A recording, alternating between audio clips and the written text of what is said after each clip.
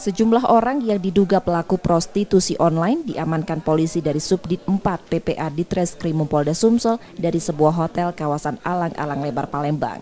Beberapa orang merupakan anak di bawah umur.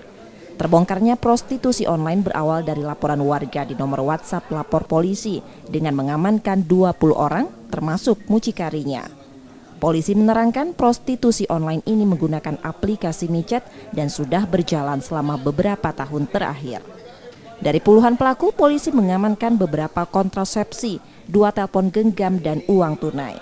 Kegiatan yang diduga ada kegiatan prostitusi di hotel tersebut.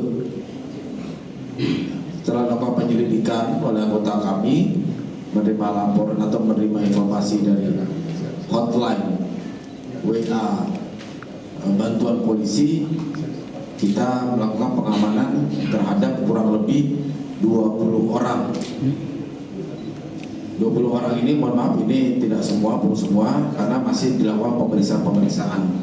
Motifnya, para pelaku menjajakan diri atau menjual diri melalui aplikasi WeChat.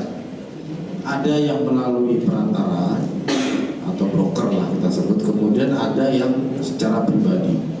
20 orang yang diamankan dari prostitusi online ini masih menjalani pemeriksaan dan terancam hukuman 6 tahun penjara apabila terbukti dengan sengaja menjalankan bisnis itu.